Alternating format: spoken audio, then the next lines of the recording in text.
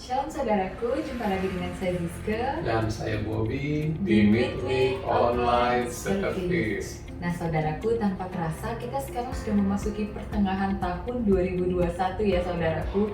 Padahal baru kemarin ya Bobby rasanya tahun baru. Tapi tidak terasa sekarang sudah berada di pertengahan tahun 2021. Nah, bagaimana saudaraku? Bagaimana kabar kita semua? Pandemi masih terus berlangsung, vaksin sudah mulai dibagikan. Kami berharap kita semua menjalani tahun ini dengan penuh semangat dan sukacita. Betul sekali. Dan kali ini saudara-saudara, pada minggu kali ini kita akan ditemani oleh hamba Tuhan, yaitu Bapak Pendeta Petra Panggidae, yang tentunya sudah tidak asing lagi bagi saudara-saudaraku. Sering kita dengar dulu khotbahnya beliau Betul. waktu di offline service ya. Betul. Bobby, dan sekarang Week Online Service kita akan ditemani oleh Bapak Petra Panggidae dengan tema apa nih Ko Bobby? Kali ini temanya adalah Unity. Unity di antara kita semua seperti apa unity yang akan disampaikan oleh Bapak Petra Panggidae. Langsung saja kita sambut Bapak Petra Panggidae di Midweek Online Service. Shalom saudara-saudara yang saya kasih, secara khusus jemaat GBI Mall of Indonesia MOI, dan terima kasih Pak Tim yang telah menghubungi saya untuk saya dapat mengisi di ibadah tengah minggu. Nah saudara-saudara yang saya kasih di dalam nama Tuhan Kristus, beberapa hari di belakang kita sudah lewati beberapa momen-momen penting, yaitu dari Jumat Agung, Paskah, itu pasti kebangkitannya Paskah, dan kemudian kenaikan Kristus, dan kemudian setelah itu pencurahan Roh Kudus. Nah kita tahu bahwa itu disebut dengan hari Pentakosta. Nah saudara-saudara, kita akan berbicara hari ini tentang unity. Nah bicara tentang unity ini ada bicara tentang setelah Yesus naik ke surga, maka ada sebuah perintah, pasti amanat agung di dalamnya, dan kemudian ada terjadi pencurahan Roh Kudus. Maka pada saat itu Petrus dipercayakan untuk menyampaikan firman Tuhan sehingga sekian banyak orang bertobat. Nah sebelum kita memulainya, mari kita bersatu dalam doa. Tuhan, terima kasih untuk kebaikan-Mu. Kami bersyukur dalam ibadah tengah minggu ini, setiap jemaat Tuhan yang mengikuti online ini, tidak ada satupun yang tidak diberkati Tuhan. Ada banyak hal yang kami akan dapatkan lewat firman-Mu, dan kami bisa ambil intisari sehingga dapat kami terapkan dalam kehidupan kami tiap-tiap hari. Tuhan yang berbicara bagi setiap kami masing-masing. Kuduskan nama-Mu dan kuduskan kami, dan kami hatinya sudah disiapkan oleh Tuhan. Di dalam nama Tuhan Kristus kami berdoa dan mengucap syukur. Haleluya. Amin.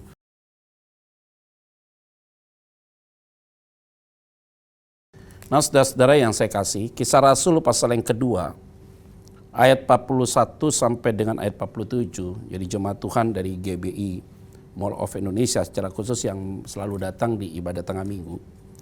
Di ayat 41 sampai 47 saya akan bacakan bagi kita, satu-satu saya akan menyampaikan ini dan menguraikannya bagi kita semua. Ayat 41, orang-orang yang menerima perkataannya itu memberi diri dibaptis, dan pada hari itu jumlah mereka bertambah kira-kira 3.000 jiwa. Jadi ada hal yang menarik, yaitu orang-orang yang menerima perkataan itu. Jadi perkataan apa ya di mereka menerima? Ya sudah pasti perkataan firman, saudara. Nah yang unik kan Petrus yang dipakai Tuhan. Kita tahu bahwa Petrus ini pernah menyangkal Yesus, dan kemudian tapi dia berbalik. Dia menyesal, dia berbalik. Berbeda loh. Pertobatannya Petrus itu dia menyesal tapi dia berbalik kepada Tuhan. Nah sedangkan Yudas beda. Kalau Yudas itu menyesal tapi akhirnya dia bunuh diri. Makanya Yudas kategori orang yang tidak diselamatkan atau terbinasa dia. Karena poinnya ada di situ, saudara. Nah sedangkan Petrus ini setelah fase pemulihan, secara identitas dirinya sudah terpulih, maka Tuhan mempercayakan dia. Karena memang terjadi hari pencurahan Roh Kudus. Nah dia dipercayakan oleh Tuhan untuk dapat menyampaikan kebenaran firman Tuhan dengan kuasa. Artinya kuasa yang datang daripada Tuhan. Nah pada saat itu di ayat 41 tadi, orang-orang yang menerima perkataannya itu memberi diri dibaptis, dan pada hari itu jumlah mereka bertambah kira-kira 3.000 jiwa. Jadi jumlah mereka bertambah 3.000 jiwa. Artinya begini saudara, bicara tentang unity hanya bisa terbentuk kalau terjadi sebuah perubahan hidup. Artinya mereka ini orang-orang yang mengerti firman dan mengalami firman, sehingga mereka mendeklar dirinya sebagai pengikut Kristus. Dan pada saat itu mereka dibaptis kurang lebih ada 3.000 jiwa. dimulai dengan sebuah pertobatan. Karena tidak mungkin baptisan terjadi kalau tidak ada pertobatan. Itu sederhana saja. Sehingga kita ini sering sekali mau baptis orang tapi nggak tahu pertobatannya orang. Udah suka-sukanya kita baptis aja deh semua orang ini. Jadi kita seolah-olah bangga kalau bisa baptis orang. Padahal nggak begitu. Baptisan itu bukan menyelamatkan. Tapi yang menyelamatkan adalah mereka yang menerima Kristus sebagai Tuhan dan Juru Selamat. Medianya apa? Ya firman. Jadi ketika Petrus berkhotbah dengan kekuatan dari karya Roh Kudus, sehingga ada urapan terjadi dan punya kuasa. Nah, Tuhan bekerja bagi orang-orang pada saat itu sehingga mengalami pertobatan. Ingat baik-baik, pertobatan tanpa firman, maka pertobatan itu adalah pertobatan imitasi atau pertobatan yang sifatnya kamuflase atau pertobatan yang bisa dikatakan pertobatan yang klise, saudara. Tapi pertobatan yang dasarnya firman, maka pertobatan itu lebih berbobot dan lebih berkualitas. Nah, unity bisa tercipta kalau orang-orang yang kumpul di dalamnya adalah orang-orang yang sudah mengalami Tuhan.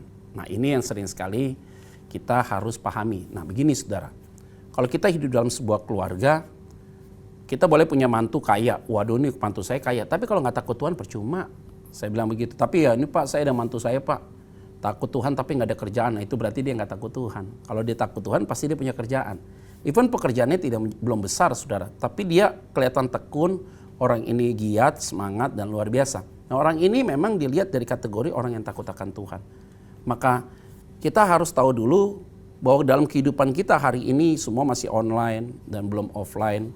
Nah, tidak mudah saudara untuk membentuk sebuah unity saudara. Nah, apalagi dalam sebuah persekutuan atau dalam sebuah komunitas. Kalau kita diperhadapkan dengan orang-orang yang belum bertobat, susah.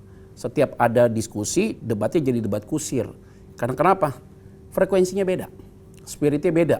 Jadi cenderungnya adu argumentasi terus. Nah, kalau udah adu argumentasi udah repot saudara. Maka untuk menjadi kesatuan gereja-gereja di seluruh Indonesia juga belum tentu terwujud. Karena kenapa? Kesatuan itu nanti terwujud ketika Yesus datang. Begini saudara, setiap gereja itu punya pandangannya masing-masing. Mengenai dogmanya, itu mereka punya dogma masing-masing saudara. Masalah baptisan aja bisa beda-beda. Ada yang mau percik, ada yang mau selam, ada yang pakai bendera, saudara. Masalah karunia juga begitu. Ada orang yang berbahasa roh, ada orang yang tidak berbahasa roh. Dan juga masalah pandangan tentang nubuatan. Ini beda-beda semua. Jadi sering sekali ini ada satu dogma-dogma, saya tidak bilang doktrin, dogma-dogma yang berbeda sehingga susah dipersatukan. Nah, ini masalah ego sektoral, saudara, yang terjadi. Nah, kalau kita mengerucut kepada praktikal kehidupan kita berjemaat, kita harus cari orang-orang yang ada di dalam komunitas kita atau dalam lingkungan rohani kita adalah orang-orang yang sudah mengalami Tuhan, sudah mengalami pertobatan sungguh-sungguh. Supaya apa? Supaya tidak terjadi debat kusir. Nah, ini dia. Poin yang kedua, saudara, untuk menciptakan sebuah unity. Ayat yang ke-42. Mereka bertekun dalam pengajaran rasul-rasul dan dalam persekutuan.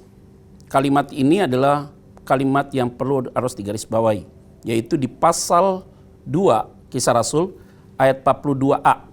Mereka bertekun dalam pengajaran rasul-rasul dan dalam persekutuan. Kata bertekun pasti bicaranya tentang bertahan, yaitu dia tetap firm dalam hal itu.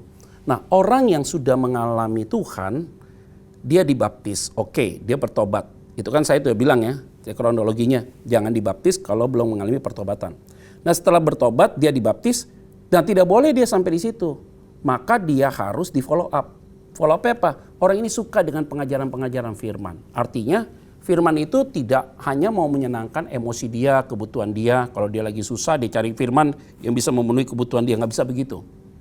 Karena firman itu terdiri dari dua. Satu bicara tentang hukuman, satu bicara tentang janji. Selalu begitu saudara. Jadi kalau kita bicara berkat terus tanpa teguran juga repot. Jadi memang di dalam firman itu, pengajaran itu ada dua bagian.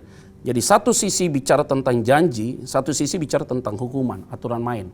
Nah, ini yang tidak boleh saudara berjalan sendiri-sendiri. Harus berjalan beriringan atau bersama-sama. Nah, bicara tentang pengajaran yaitu bicara tentang bagaimana hidup kita ketika merenungkan firman Tuhan, memahami firman Tuhan, hidup kita bertumbuh. Nah, di dalam sebuah komunitas untuk membentuk sebuah unity hanya bisa terjadi kalau memiliki pengajaran yang sama. Pengajaran yang warnanya sama. Pengajaran yang hidup, yaitu pastinya mengacu kepada kebenaran firman Tuhan yang secara menyeluruh, Kejadian sampai dengan Wahyu. Yaitu bicara tentang apa yang Tuhan katakan itu yang bisa diterjemahkan dalam hidup kita masing-masing. Nah, saudara-saudara yang saya kasih di dalam nama Tuhan Kristus, kita tahu bahwa di hari-hari ini kita diperhadapkan dengan begitu banyak tawaran-tawaran, apalagi di media online. Saudara bisa lihat YouTube apapun, pembicara siapapun, tanpa engkau melihat latar belakang mereka. Sehingga sekali-sekali pengajaran-pengajaran mereka cenderung kepada teologi kemakmuran atau lebih cenderung kepada motivator. Tapi mereka tidak menyentuh kepada aspek rohani. Jadi kesenangan telinga yang hanya sesaat, seperti membangkitkan secara emosional, tapi spiritualnya tidak terbangun dengan baik. Nah, biasanya rapuh, saudara. Nah, kita harus dapat menseleksi, saudara, untuk mendengarkan firman Tuhan itu seperti apa. Nah, lebih baik bagaimana kita punya waktu bersekutu dengan Tuhan, yaitu lewat perenungan kita tiap-tiap hari. Lewat perenungan kita tiap-tiap hari itulah kita diajar oleh Tuhan. Diajar untuk mengerti tentang firman Tuhan. Orang yang suka dengan pengajaran beda cara hidupnya.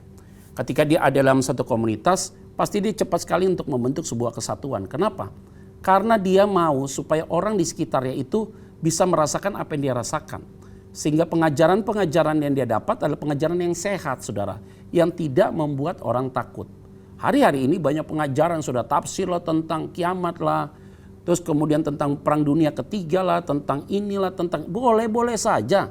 Tapi itu tidak boleh digeneralisasikan, saudara. Kalau nanti kiamat udah pasti datang lah Yesus itu kedua kali. Nah, kalau bicara tentang perang dunia ketiga, tunggu analisa yang tepat. Jangan nanti kita lihat satu bangsa dengan bangsa yang lain lagi perang, terus kita analisa ini perang dunia ketiga. Tunggu dulu, tidak sampai di situ. Maka kita harus mengertinya dengan tepat. Nah, saudara-saudara, di dalam sebuah komunitas, atau dalam sebuah persekutuan, atau dalam sebuah ibadah, kita harus tahu persis, kita harus punya pengajaran yang sama. Kalau pengajaran itu tidak sesuai dengan firman, maka sudah pasti komunitas itu tidak sehat. Pasti jauh dari sebuah unity. Tetapi kalau ajaran itu berdasarkan firman Tuhan, pasti komunitas itu sehat, gereja itu sehat, karena akan membentuk sebuah unity. Nah, itu yang menjadi bagian penting. Jadi orang yang baru bertobat dan dia sudah dibaptis, dia harus di follow up untuk mengajarkan tentang nilai-nilai kekristenan. Jangan dimanjakan tentang tenang ikut Tuhan. Kamu apa aja minta pasti Tuhan jawab. Benar sih, tapi jangan dimanjakan. Padahal Yesus katakan, kalau engkau mau ikut aku, sangkal diri, pikul salib. Aku tidak punya tempat untuk meletakkan kepala, kata Yesus. Jadi Yesus mengajarkan kepada kita, kepada satu fundamental, saudara. Kehidupan kekristenan itu adalah, base-nya adalah kita tidak boleh oportunis. Tapi base-nya atau dasar dari kehidupan Kristen itu adalah bagaimana kita menyangkal diri dalam hidup kita dan berani memikul salib Kristus. Karena ujungnya kita akan menerima glory to God, kemuliaan daripada Tuhan. Tuhan yang akan memberikan mahkota kehidupan. Nah, ibu, bapak, saudara sekalian yang mengikuti ibadah tengah minggu ini, saya yakin dan percaya bahwa kita tidak pernah salah untuk dapat mau mengerti tentang firman Tuhan. Nah, lebih baik saudara kita itu diskusi yang sehat. Diskusi yang pastinya lebih mengarah bagaimana supaya iman kita bertumbuh dan kita bisa hidup lebih baik lagi. Nah, kalau saudara mau mendalami firman Tuhan, ya udah lebih baik masuk sekolah teologi, belajar teologi dengan baik dan mengertinya dengan tepat. Atau Pak, saya nggak bisa Pak, saya nggak ada waktu untuk sekolah teologi. Beli buku yang bagus-bagus, saudara. Banyak buku-buku yang bagus, tapi penerbitnya harus bagus, penulis harus bagus. Biasa cari dulu lah di Mbak Google. Ini orang penulisnya bagaimana, sesat atau tidak. Jadi biasa ada poin-poin di situ. Nah, cari buku yang tepat supaya bacaannya juga tepat. Kalau bacaannya tepat, dasarnya pasti tepat. Kalau dasarnya tepat, pikiran kita pasti tepat. Sehingga tujuan-tujuan hidup kita jadi lebih baik lagi, saudara. Nah, ini adalah poin kedua. Yaitu untuk menghasilkan sebuah unity. Yang pertama tadi harus ada pertobatan. Dan yang kedua harus ada pengajaran yang sehat. Dan yang ketiga, di dalam pasal 42, pasal 2, Kisah Rasul 2, ayat 42b, saudara. Dan kemudian kita baca juga nanti di ayat 44 dan kemudian ayat 46. 44b saya akan bacakan. 42b, sorry. Dan mereka selalu berkumpul untuk memecahkan roti dan berdoa. Kata berkumpul di garis bawahi. 42b.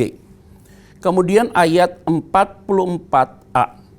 Dan semua orang yang telah menjadi percaya tetap bersatu. Kata bersatu di garis bawahi. Kemudian turun ke ayat 46. 46a. Dengan bertekun dan dengan sehati mereka berkumpul tiap-tiap hari dalam bait Allah. Jadi ada 3 kata kerja saudara, yaitu bicara tentang berkumpul, bersatu, dan kemudian sehati. Yaitu kata berkumpul ada di ayat 42b, kata bersatu ada di ayat 44a, dan kata sehati ada di ayat 46a. Nah, kata berkumpul, bersatu, sehati ini melambangkan sebuah unity. Jadi begini saudara, orang yang sudah mengenal Kristus dan dia sudah mengalami pertobatan, dibaptis, itu pertobatan pertama. Maka orang itu suka dengan pengajaran. Nah, orang yang demikian pasti dia suka berkumpul, bersatu, dan juga sehati. Banyak orang berkumpul, belum tentu bersatu apalagi sehati. Tapi juga ada orang yang berkumpul, dia bersatu juga, tapi belum tentu sehati. Tapi yang paling tinggi adalah kalau dia sudah sehati, pasti dia bersatu, pasti dia berkumpul. Nah, di dalam kehidupan keluarga juga harus demikian. Maupun dalam kehidupan komunitas kita, gereja kita, bagaimana kita bisa sehati? Yaitu memang kalau hatinya sama, karena spiritnya sama, karena pengajarannya sama. Jadi akhirnya kita tidak bermunafik saudara dalam sebuah komunitas. Nah, itulah unity yang sehat begitu. Jadi unity yang sehat itu adalah dia akan melihat bahwa hidup dalam kesehatian itu akan menghasilkan sesuatu yang baik. Nah, kalau kita mau mengerti tentang kesehatian ini, itu berarti di antara kita tidak boleh ada yang menyimpan hati yang kurang baik. Kurang enak, sakit hati, merasa tersinggung, ini segala macam. Itu yang harus dibereskan. Nah, kalau tidak dibereskan jadi masalah. Kalau kita tarik kepada skopus yang lebih kecil, di dalam keluarga juga demikian. Kalau suami istri bertengkar, bagaimana mukjizat bisa bekerja? Karena firman Tuhan katakan, apabila engkau hidup rukun dalam Mazmur 133, aku akan perintahkan berkat kok buat engkau. 2 atau 3 orang berkumpul dalam namaku, minta apa saja pasti Tuhan akan jawab. Artinya, kalau kita sebagai suami istri bisa sehati, sehingga Tuhan tuh akan buka banyak cara. Jalan yang buntu bisa dibuka dan banyak hal saudara, yang engkau akan menikmati kebaikan-kebaikan Tuhan. Ini adalah poin penting bagi kita semua.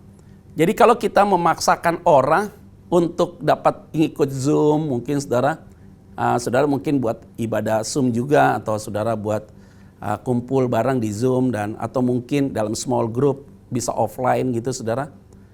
Jangan paksa orang untuk datang. Kenapa? Paksa orang itu untuk datang, kalau hatinya nggak di situ, jadi masalah juga. Jadi troublemaker dia, jadi batu sandungan. Dia menganggap kita jadi batu sandungan, begitu juga kita menganggap dia jadi batu sandungan bagi kita. Nah, tapi kalau orang itu mau ikut Zoom, dia mau ikut sebuah small group, itu nggak perlu dipaksa. Ketika dia mau menawarkan dirinya untuk bergabung, untuk berkumpul bersama, bersatu, hatinya sudah ada di situ.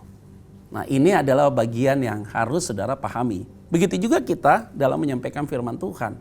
Kalau hati kita nggak di sini, saudara, bagaimana firman itu bisa hidup? Nah, kita harus juga mempraktekannya. Memang tidak mudah, saudara. Nah, yang paling penting adalah pemberesan. Pemberesan itu penting. Jadi pemberesan kepada orang-orang di sekitar kita. Kita mampu untuk dapat menyelesaikan pergumulan kita dengan mereka. Jadi kita tahu apa-apa saja yang harus kita bereskan. Kalau memang saya ada hal kurang enak dengan kamu, itu misalnya contohnya, ya selesaikan. Supaya di dalam persekutuan kita, dalam kelompok sel kita, atau di dalam gereja kita ini, kita melihat ada sebuah unity yang sehat. Gitu loh saudara. Nah, saudara yang saya kasih di dalam nama Tuhan Kristus, sehati ini kalau tidak dasarnya kepada Kristus, maka akan jadi bumerang besar di kemudian hari. Poin berikutnya saudara. Di poin berikutnya adalah, yaitu tadi sudah jelas saudara ya, poinnya ada di bagian yang itu, yaitu di ayat 44b dan ayat 45. Apa tuh firman Tuhan katakan? 44b kata itu firman Tuhan bilang gini, dengan segala kepunyaan mereka adalah kepunyaan bersama. Kalimatnya dia begitu. Dan segala kepunyaan mereka adalah kepunyaan bersama. Ayat 45. Dan selalu ada dari mereka yang menjual harta miliknya, lalu membagi-bagikannya kepada semua orang sesuai dengan keperluan masing-masing. Jadi ketika kita berkumpul adalah orang-orang yang sudah mengalami Tuhan, dan dia suka dengan pengajaran, dan dia mau ada kesehatian di dalamnya, maka sudah membentuk sebuah unity. Nah, kalau sudah membentuk sebuah unity, maka impact-nya tadi 44B dan 45A. 45 semua itu. Bahwa kepunyaanmu, kepunyaanku juga. Kalau ada seseorang yang tidak mampu, kita jual barang kita akan memberikan sesuai dengan kebutuhan. Apa itu artinya? Unity yang sehat harus ada tolong-menolong. Yang lebih membantu yang kurang, yang punya selalu membantu yang tidak punya. Pastikan begitu, saudara. Yang kuat akan membantu yang lemah. Nah, harus ada tolong-menolong. Nah, kalau hati kita sudah diubah oleh Tuhan, kita udah tahu pengajaran yang sehat, kita ada kesehatian, aduh kita tidak tahan melihat teman kita susah. Itu udah pasti. Apalagi di tengah masa pandemi seperti ini, saudara. Aduh, semua orang sedang berjuang. Mungkin ada beberapa orang yang usahanya bagus. Penjualannya bagus, usaha bisnisnya mulai meningkat, saudara. Tapi ada temanmu juga yang sulit hari ini. Mungkin aja akan drop usahanya, bahkan dia tutup usahanya, dia coba untuk hal yang lain. Bolehlah sharing dengan orang-orang demikian. Tidak melulu tanda kutip bahwa saling tolong menolong itu bicara tentang uang. Tidak. Ide gagasan juga tolong menolong. Dan kemudian kita juga bisa menguatkan dia juga tolong menolong. Menegur dia dalam sebuah kesalahan supaya dia jadi baik juga tolong menolong. Jadi kita jangan langsung berpikir bahwa ini materi. Tapi memang dalam konteks ini adalah berbagi dalam segi materi, saudara. Nah, yang perlu saya sampaikan bagi kita, ini kan hari pencurahan Roh Kudus sudah terjadi. Jadi orang-orang yang memiliki Roh Kudus dalam hati dia selalu ingin mau berbuat yang terbaik buat orang di sekitarnya. Maka Alkitab jelas sih, saudara. Ada orang yang hemat dengan luar biasa, hidupnya berkekurangan. Tetapi ada orang yang menebarkan hartanya, hidupnya malah berkecukupan. Maka saya selalu bilang begini, saudara. Tidak akan pernah engkau kekurangan kalau engkau membantu orang yang sulit. Dan engkau mau membantu kebutuhan dia. Tidak akan mungkin kekurangan. Selalu saya memberikan filosofi, saudara. Kalau saudara minum, pergi ke restoran. Dan kemudian kita mau minum, pasti cari minuman yang refill ya, saudara. Anggaplah teh tawar refill. Nah, kita minum. Waktu kita minum itu, pasti orang itu datang untuk tuang kembali. Kita minum, diisi lagi air teh itu di dalam gelas itu. Apa artinya? Kalau seandainya kita nggak minum teh itu, maka dia nggak mungkin isi kan. Karena kita minum, maka dia isi. Begitulah cara mengerti tentang bagaimana kita bisa men-sharekan hidup kita. Jadi kalau kita berbagi kepada orang lain, ya biar Tuhan nanti yang isi lumbung-lumbung kita, pundi-pundi kita. Ada aja cara Tuhan untuk memberkati kita. Nah, ingat, kita tidak akan pernah, saudara, dalam hal ini itu ditinggalkan Tuhan atau dibiarkan Tuhan susah. Tuhan pasti akan pelihara kita. Ini masalah panggilan hati ya, saudara ya. Orang makin kaya belum tentu dia akan banyak menabur. Enggak, justru makin kaya biasanya makin pelit. Biasanya. Tapi saya yakin saudara enggak begitu. Tapi biasanya begitu, saudara. Tapi justru orang-orang yang biasa saja yang mau dapat berbagi. Jadi ini bukan bicara dia punya atau tidak punya. Ini bicara tentang sikap hati. Nah, sikap hati kan pasti bicara ada Roh Kudus atau tidak dalam hati dia. Nah, kalau ada Roh Kudus ada dalam hati dia, dia pasti mau lakukan sesuatu yang terbaik. Kita tahu ya, saudara, Tuhan tuh nggak pernah berutang. Iya, tapi ada satu bagian firman Tuhan berkata, jikalau engkau akan membantu orang yang sulit ini, maka Tuhan akan memiutangi engkau. Wah, itu berarti seolah-olah Tuhan sedang minjem berkat dari kita. Padahal berkat kita itu datang dari Tuhan. Makanya kita tidak perlulah di masa pandemi ini bilang, saya susah, semua orang juga susah. Tapi bagaimana kita dapat menolong orang di dalam kesulitan kita, tetapi tidak mempengaruhi kebutuhan kita. Itu hebat sekali, saudara. Artinya kita bijaksana, pintar memanage berkat Tuhan dengan tepat, supaya kita dapat men-sharekan hidup kita kepada orang lain. Jadi saudara-saudara yang saya kasih di dalam nama Tuhan Kristus, jemaat Tuhan, GBI Mall of Indonesia ini, saudara yang mengikuti ibadah tengah minggu ini, engkau jangan pegang berkat itu kuat sekali. Kalau memang harus dibuka, dibuka. Tapi ingat, di-manage dengan baik. Dan kalau mau membantu seseorang itu, bantulah kebutuhannya, jangan keinginannya. Dan ingat baik-baik, sering sekali bantuan kita kepada orang bisa menjadi racun. Apa itu racun? Kalau orang ini masih kuat, keluarga ini masih gagah, usia suaminya masih 40-an, istrinya masih 30-an, masih bisa bekerja. Tapi kamu terus bantu dia, dia jadi malas ntar. Itu namanya bantuan yang tidak mendidik. Tapi kalau kita lihat memang orang ini gak mampu, suaminya udah kena stroke, istrinya ibu rumah tangga. Kita lihat dia punya anak 4, gak mampu, ya kita berikan kepada dia. Oke lah, itu good. Kebutuhan deh buat orang itu. suaminya sudah tidak bisa lagi bekerja, kasihan dia. Ya engkau bisa bantu. Tapi sambil bantu itu berpikir bagaimana caranya untuk bantu dia lebih baik. Kasih kailnya, buat usaha lah, kasih modal usaha supaya dia dapat profit di dalamnya dan dia bisa survive dengan hidup dia. Maka kita harus jadi jawaban saudara bagi orang-orang saat ini. Ingat baik-baik Bapak Ibu Saudara, paling indah engkau bisa berbuat sesuatu yang baik. Engkau sedang membangun investasimu di surga. Ketika engkau sedang membangun investasimu di surga, masa sih Tuhan tinggalkan engkau? Dia akan memberkati engkau. Dia akan tetap memelihara engkau. Ada amin saudara? Nah, poin berikutnya saudara. Di ayat yang ke-46. 46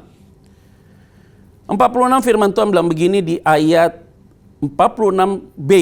Mereka memecahkan roti di rumah masing-masing secara bergilir dan makan bersama-sama dengan gembira dan tulus hati, saudara. Jadi ternyata unity itu saudara, tadi sudah saya jelaskan di awal, pertobatan adalah pertama, mengikuti pengajaran adalah yang kedua, saudara.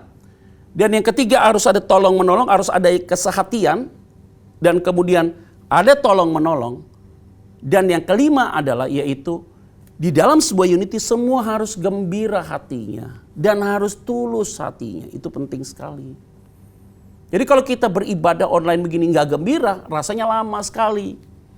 Ya nggak khotbah cuman 15 menit, rasanya 2 jam. Karena hati kita nggak gembira, saudara. Itu susah sekali. Kalau hati kita nggak gembira, lakukan apapun juga jadi berat sekali. Tapi kalau kita ikut online, kita ikut Zoom, ikut apapun saudara yang sifatnya rohani, kalau hatimu gembira, aduh beda. Gembira juga engkau menolong orang. Kalau hatimu gembira menolong orang, gembiralah lakukan itu yang terbaik. Gitu ya. Jadi bukan hanya gembira saudara, tapi tulus hatimu. Jadi ketika kita gembira dan tulus untuk melakukan segala sesuatu di dalam sebuah komunitas dan gereja, atau di dalam keluarga kita, atau keluarga besar kita, saya mau sampaikan, engkau adalah orang yang merdeka, yang tidak merasa terbebani dalam banyak hal. Kalau kita tidak gembira, berat saudara. Kamu ngasih orang bersungut-sungut, aduh susah. Maka kasih orang tulus. Apa itu? Kalau tulus itu memberi kepada siapapun, tidak perlu orang lain itu tahu. Ya kan, kasih tangan kanan, tangan kiri tidak boleh tahu. Begitu juga sebaliknya. Jangan juga ketika engkau menolong orang lain, kamu minta imbalan balik dari dia. Suatu saat dia akan tolong kita. Nggak begitu juga. Kadang-kadang kita tolong orang di sini, dia nggak tolong kita. Tuhan akan pakai orang lain untuk tolong kita. Yang penting dasarnya dulu.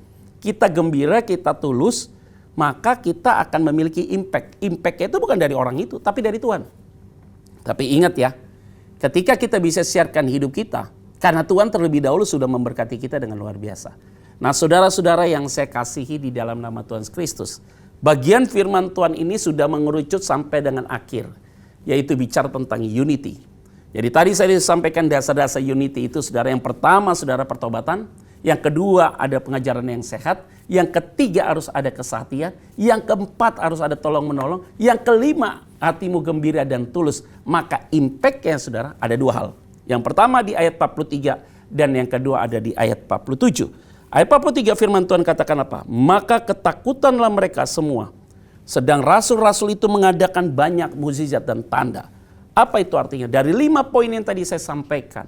Membentuk sebuah unity yang sehat. Maka impactnya yang pertama yaitu apa? Mukjizat pasti akan terjadi. Karena mereka melihat banyak rasul-rasul itu mengadakan banyak mukjizat. Yang saya mau sampaikan, hidup pribadi dan keluargamu, komunitasmu, gerejamu, akan melihat kemurahan Tuhan, belas kasihan Tuhan. Dan Tuhan akan mengerjakan mukjizat-mukjizat yang heran dalam hidupmu.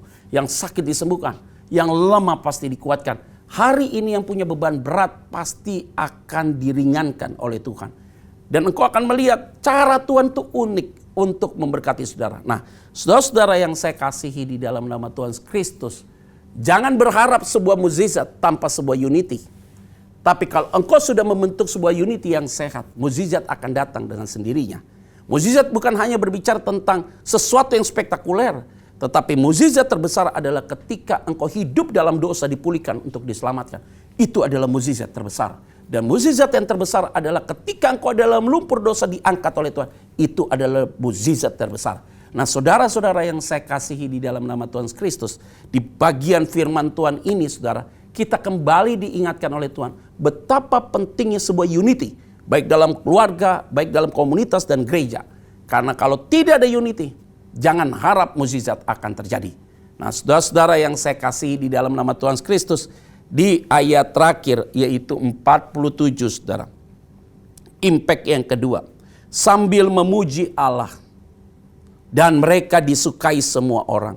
Dan tiap-tiap hari Tuhan menambah jumlah mereka dengan orang yang diselamatkan. Ada multiplication, ada pelipat gandaan saudara terjadi. Jumlah mereka jadi bertambah. Jadi pertambahan jiwa itu bukan hanya Injil disampaikan atau firman Tuhan disampaikan, tapi lewat kesaksian kita orang bisa mengenal Kristus secara pribadi. Nah, doa saya saudara, jemaat GBI MOI tetap ada dalam berkat Tuhan.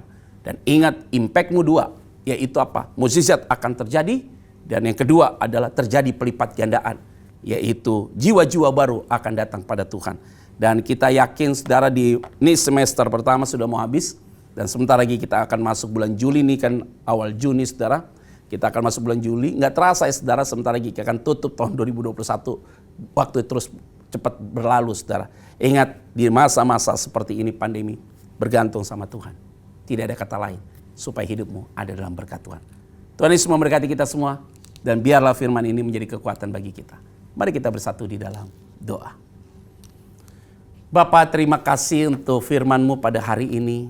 Kami yakin Tuhan, setiap jemaat Tuhan yang mengikuti ibadah tengah minggu ini dari GBI Mall of Indonesia, kami yakin dan percaya Tuhan, tidak akan mungkin ada mukjizat dan ada pelipat gandaan kalau tanpa sebuah unity. Maka unity itu terjadi ketika hati kami dipulihkan Tuhan. Berkati setiap umat-Mu Tuhan yang telah mengikuti online ini. Di dalam nama Tuhan Kristus kami berdoa dan mengucap syukur. Haleluya. Amin. Damai sejahtera menyertai saudara. Shalom. Nah, saudara-saudaraku, tadi kita sudah mendengar khotbah yang dibawakan oleh Bapak Pendeta Petra Vangidae. Nah, bagaimana Siska? Luar biasa sekali ya Kak Bobby. Saya sering mendengar tentang unity, tetapi kali ini saya mendapatkan lagi rema yang berbeda. Setiap kali kita mendengarkan firman Tuhan, mungkin temanya bisa sesama, tetapi apa yang kita dapatkan bisa berbeda-beda selalu ya Kak Bobby. Ya, luar biasa firman Tuhan. Nah, malam ini saya mendapatkan rema bahwa unity itu adalah kesehatian Kak Bobby. Jadi bukan hanya berkumpul, bukan hanya kita bersatu melakukan sesuatu, tetapi kita melakukan sesuatu dengan paham yang sama, dengan hati yang sama, dengan hati yang gembira, dan satu feeling ya Kak Bobby. Kalau bahasa gaulnya itu satu vibes dan satu feel ya Kak Bobby. Satu frekuensi, jadi satu frekuensi karena tentu saja seperti kata Bapak Petra Vangidae tadi, banyak paham yang ujung-ujungnya akan jadi debat kusir. Tetapi keunityan adalah mengenai satu frekuensi, satu vibe, dan satu paham. Itu tadi yang saya garis bawahi Kak Bobby. Nah, kalau Kak Bobby gimana Kak Bobby? Nah, kalau saya tadi ada satu poin lagi tadi yang dibawakan oleh Bapak Petra, yaitu tentang menolong. Wah, luar biasa. Ya, khususnya di masa-masa sulit ini, kita tahu lah ya kan, krisis ekonomi sudah lebih dari 1 tahun berkepanjangan. Stagnan. Betul, pasti juga banyak di antara saudara-saudara kita yang sedang mengalami kesulitan khususnya adalah kesulitan ekonomi. Tadi Bapak Petra mengajarkan bahwa khususnya di masa sekarang ini, ayolah kita bisa menolong saudara-saudara kita yang sedang mengalami kesulitan, bisa dengan bantuan ekonomi, bantuan uang, bisa juga bukan non-uang, yaitu bisa memberikan support, semangat, bahkan ide-ide supaya mereka bisa melewati krisis ekonomi ini loh Siska. Jadi keunityan itu sangat penting sekali ya Kak Bobby. Buah dari keunityan itu adalah tadi saling tolong-menolong yang memampukan kita untuk melewati masa pandemi ini, masa-masa sulit ini secara bersama-sama agar jadi lebih mudah dilalui ya Kak Bobby. Betul sekali, dan jangan lupa juga niat menolong kita harus didasari oleh hati yang tulus dan gembira. Hati yang gembira ya Kak Bobby. Betul, jadi bukan karena terpaksa. Bukan karena terpaksa atau perasaan tidak enak gitu ya Kak Bobby ya. Kalau menolong tidak enak rasanya. Iya, gitu, tetapi dari hati yang gembira. Betul sekali. Luar biasa. Wah, demikianlah malam yang luar biasa ini, saudaraku. Kami mau berterima kasih untuk Bapak Pendeta Petra Panghidae buat firman-Nya yang luar biasa. Terus diberkati oleh Tuhan dan menjadi berkat dimanapun Bapak berada. Baik saudaraku, sekianlah perjumpaan kita pada malam hari ini. Tetap semangat, tetap sehat, tetap bersuka cita, dan jangan lupa untuk saksikan kami lagi di Meet Online Service berikutnya. Dan Tuhan Tuhan Yesus Yesus memberkati. Prayer request and praise report. Saudara dapat mengisi permohonan doa saudara dengan melakukan scan QR code yang muncul di layar, atau saudara juga bisa ketik link URL pada browser laptop saudara atau pada smartphone saudara. Doa yang dijawab oleh Tuhan, saudara juga bisa menuliskannya pada praise report, dan itu pasti akan memberkati kita semua.